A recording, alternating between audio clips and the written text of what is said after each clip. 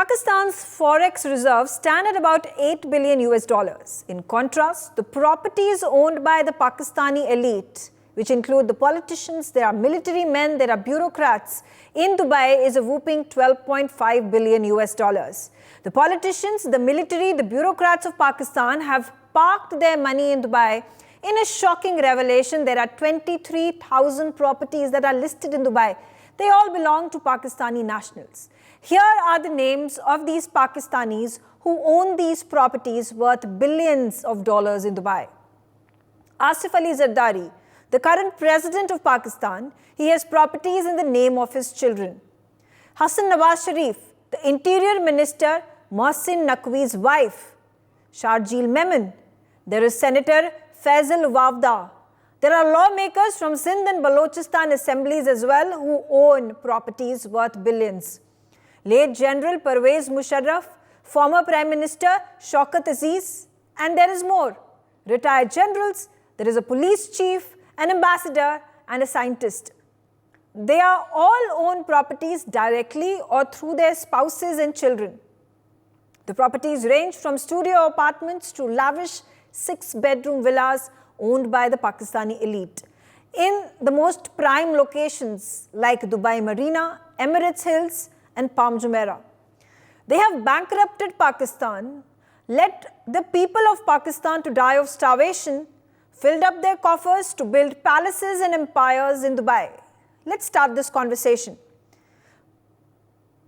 Professor Madhav Nalapat, now this very contrasting situation where the country's forex reserves stand at 8 billion US dollars, but the combined worth of the properties that is mostly largely owned by the Pakistani politicians. There are former prime ministers, there is the former general Pervez Musharraf, who at one point of time was leading the country. All of them have properties worth 12.5 billion US dollars. What is this state of the affairs of Pakistan, and what is at this point of time being taken up into an investigation by the Pakistan authorities calling tax evasion?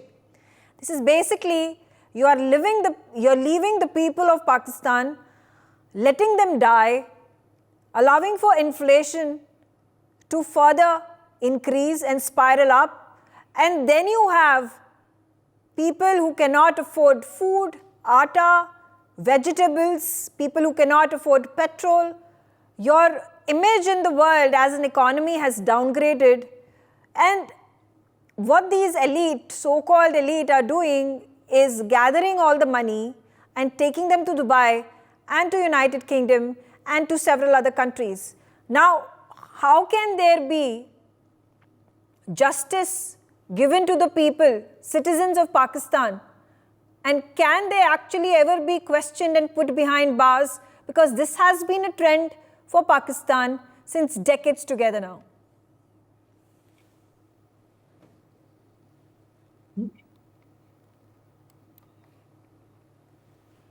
Professor Nalapat. Oh, yes. Thank you.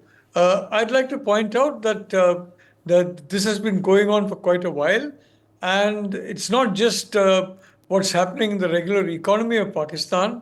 It's also got to do with narcotics. The elements in the Pakistan establishment, especially the military, are heavily involved in the narcotics trade. They use that to fund a lot of terror activities and asymmetric activities in target countries, principally India. And a lot of that money is therefore unaccounted even in the secret files of the Pakistan state. So a lot of that gets transferred abroad. You're talking about $12.5 billion. That's only in Dubai.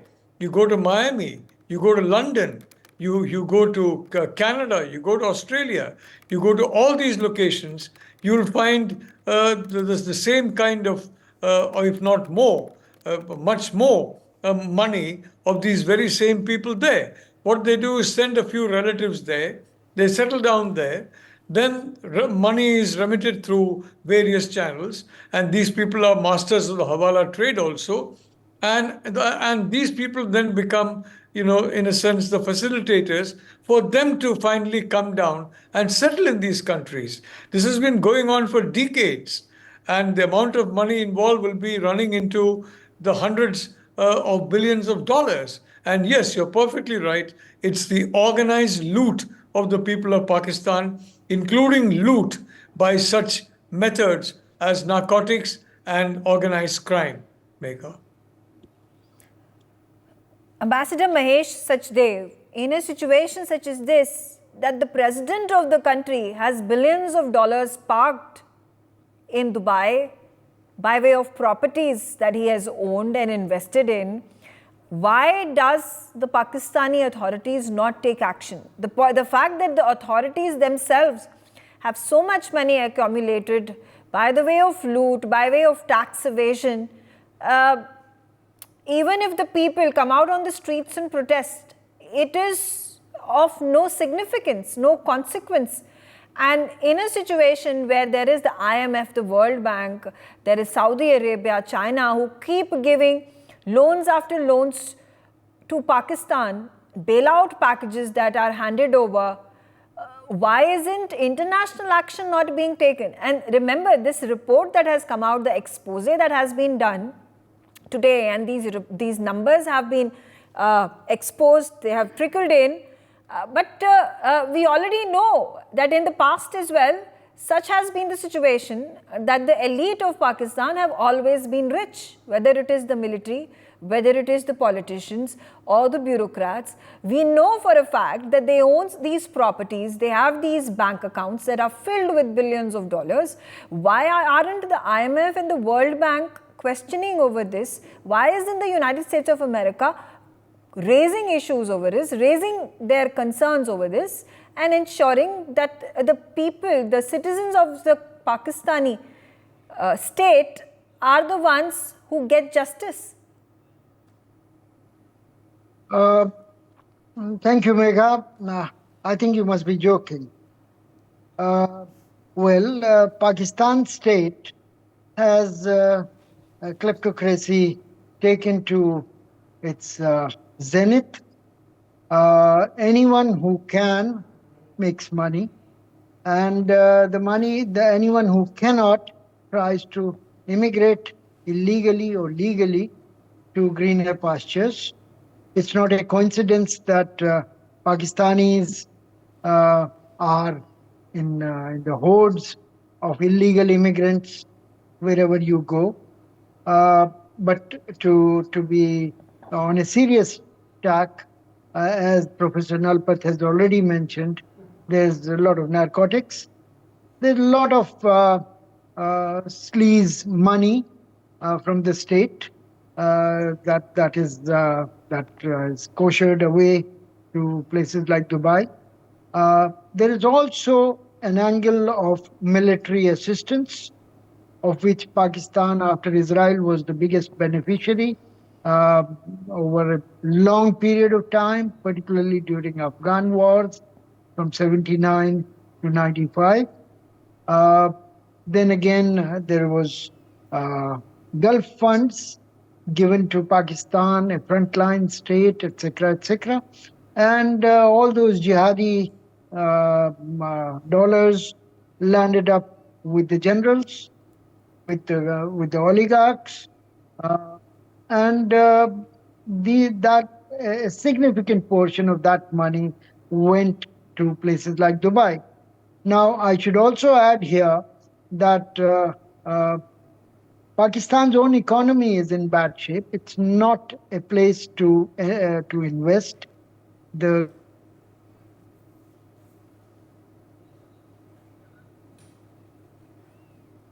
Okay, we'll come back to Ambassador Mahesh Sachdev, and particularly your opinion now. Why aren't international agencies, United Nations, coming out and resolving this issue? Why aren't actions being taken against these individuals? All these questions have to be answered. All these questions need to be addressed, because it is the people of Pakistan who are suffering. So till the time this is not the problem of the United States of America. They are not going to delve into it. Till the time it is not the problem of the Chinese, they care two hoots about what happens to the Pakistanis. Whether they live or die is not something that the world is concerned about, and that has always been the way of life in the global affairs where the West continues to dominate, and continues to dominate with countries like those that are situated in Africa, whether it is Djibouti, whether it is Nigeria, whether it is Sudan. They continue to take all the resources and fill their resources, their economies, their banks, and leaving these countries bankrupt, leaving these countries to fend for themselves. Patikrit on the telecast with me. How do we resolve this situation, Patikrit? The point is, it's not going to be resolved. This has been going on for decades. This information has been out several times in the past, whether it is Imran Khan and now it is President Zardari. Can any action be taken against the president? Why shouldn't he let go of his properties and donate it to the public, donate it to ensure that the forex reserves increase? If all these individuals, these bureaucrats and military men and politicians come together, the forex reserve of Pakistan will increase to about $20.5 billion. Mega, good afternoon. I think first of all, it is Pakistan's problem. It is not our problem. So frankly speaking, beyond the point, what we can do is to learn lessons so that it doesn't happen in India. And I'm sure it will not happen to that extent ever in India. First and foremost, who will bell the cat? Who will investigate? Do you think the present Pakistani Prime Minister will do it on his own brother? I mean, it is only in Dubai alone, you have $12.5 billion of property. Imagine what it would be across the world. It will be into hundreds of billions of dollars. Secondly, it has been a norm for a long time because Pakistan allows dual citizenship. Now, as part of dual citizenship, the entire feudal elite of Pakistan have done it for a long time, from 1950s onwards. It's not something new. And therefore, every person in Pakistan, whoever becomes a little prosperous, either does this one or is part of the entire Hawala syndicate which facilitates this.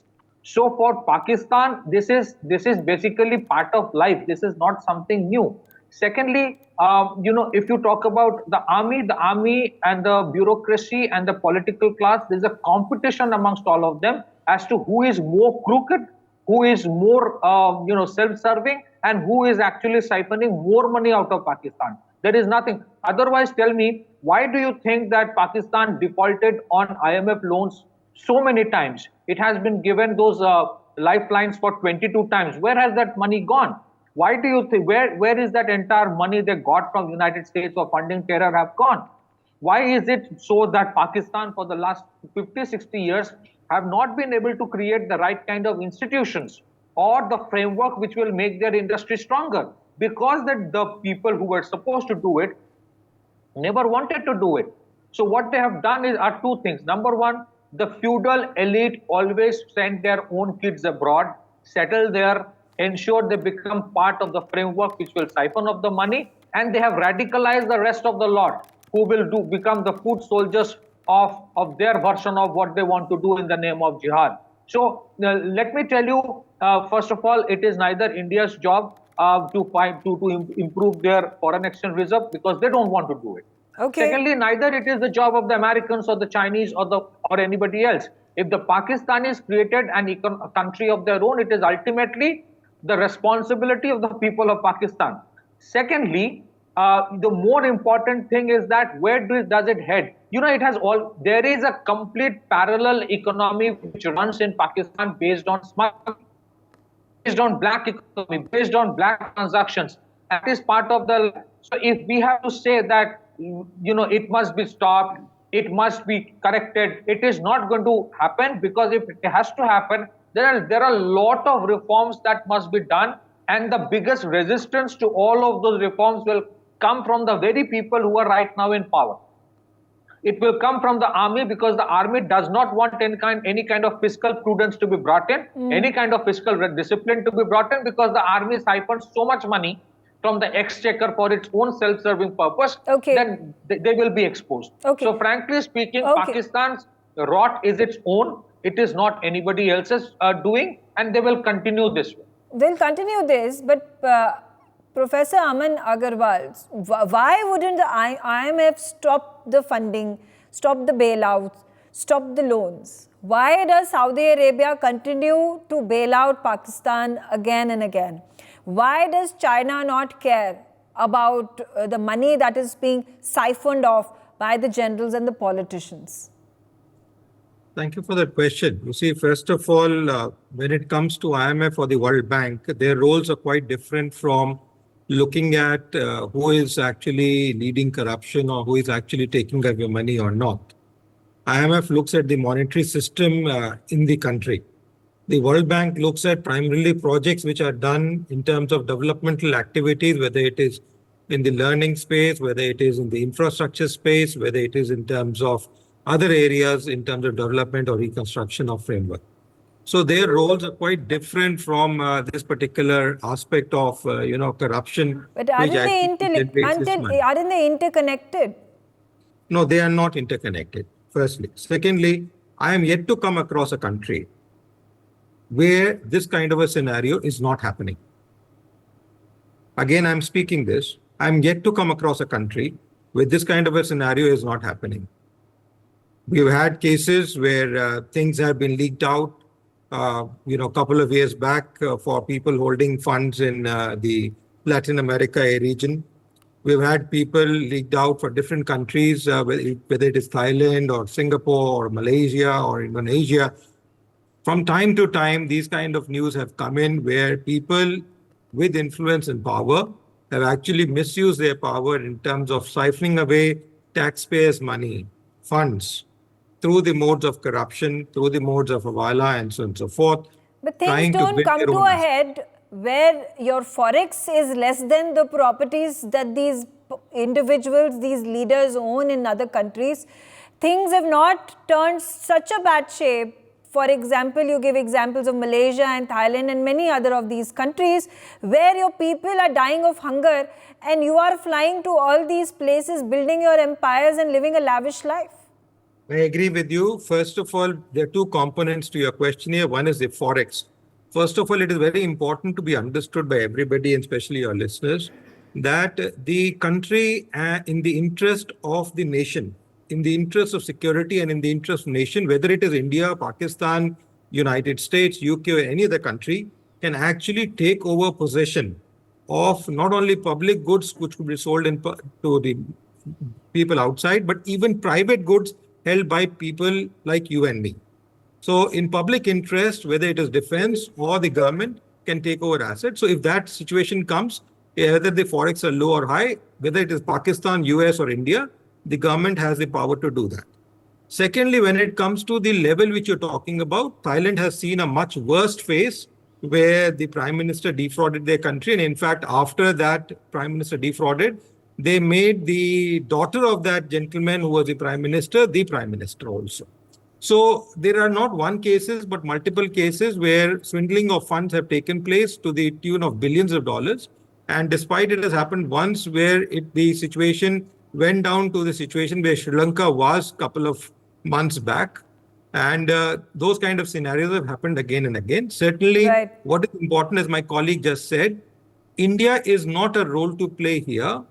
We can only service the poor by giving away some kind of food relief or medical relief, which as we have done, being a good neighbor. We are not here to police the kind of activities happening in Pakistan. The people of Pakistan are well aware of such incidences, not now, but decade after decade, when democracy is questioned by military rule time and again. And I think it's a well-known fact. It's just that another news has come up which actually outcasts what is happening. Professor Nalapat, so it's not the world's problem, it is not India's problem. We have been able to save Sri Lanka by giving it financial aid, material aid. Something similar was witnessed in other countries of the subcontinent as well. Now, should the world turn a blind eye as it has done previously as well? It doesn't matter how the economy of Pakistan functions. It doesn't matter if people of Pakistan live or die. You have fulfilled your responsibility of giving out funds to the people, giving out funds to the economy to improve the situation, and after that you turn a blind eye. It's not your responsibility, it's not your accountability what happens to the funds, whether they are siphoned off, whether it is tax evasion, whether the people actually get it. In fact, when the IMF had held back the funds and held out the bailout package in tranches that it was giving Pakistan, it had then questioned whether the corruption activities have been curtailed. There were these parameters that had been given by the IMF, on the basis of which, that was the condition laid down by IMF, that listen, you fulfill these conditions, you show the reports, you tell us that corruption has come down, you tell us that tax evasion has been controlled, and then, and only then are you going to get those funds. Megha, you're quite right. If you're an institutional lender, you do want to see that your money is spent on the reasons why you're doing that. But the problem with Pakistan is that the Pakistan military, it is a problem for the whole world now, for a simple reason that it is the facilitator of the terror machine. And it is also working hand in glove with a much bigger neighbor, which is collaborating with it in several activities. The Pakistan military specialized in what we may call dirty tricks against India. When the United States was having a problem with India, thanks to its belief that we were tilting towards the USSR. During that time, India was the target of a lot of activities directed by the United States, and a lot of covert activities were done through the Pakistan network. Today, the role of the United States has been taken over by China. China has got a problem with India because it does believe that India has the ability to absorb a large chunk of the investment that is flown out of China, and a lot of the manufacturing that was going to come to China, but which is now searching for other homes. So this kind of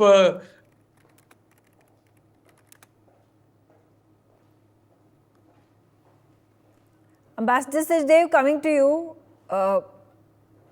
when there were similar situations that were found in Sri Lanka, the debt crisis, people came out on the streets, they burnt down Sri Lanka, they came and invaded into the official residence of the president. And why do we not see a revolt of a similar nature happening in Pakistan? It's a good question. There's no perfect answer to it, but let me try. I think Pakistan is divided through ethnic lines. Baluch and Pashtuns and Punjabis and Sindhis don't see eye to eye. They see their own guys, and there is nomenclatura of each one of these ethnicities. And don't forget Muhajirs themselves, who have elbowed themselves out of India into Pakistani body politic. Secondly, I think the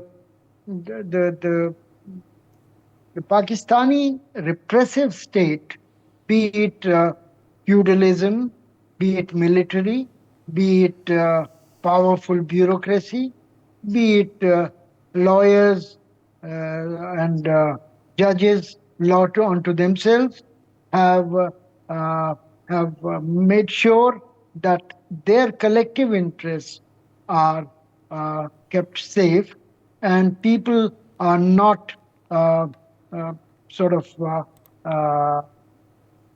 made as to aspire for their share. It has not had a kind of democracy that India has had. And the transparency of economic institutions is also not up to the mark. So all these put together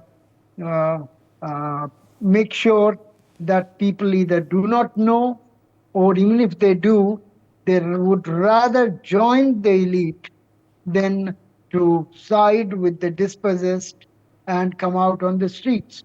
At the same time, there's plenty of anger in Pakistan. We saw it during Imran Khan's march last year.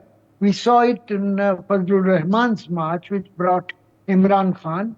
And we have also seen raids on army top brass houses last year in Lahore and in Rawalpindi. Yes. So there is certain amount of anger. It is not particularly directed at economic disenfranchisement of common Pakistani people.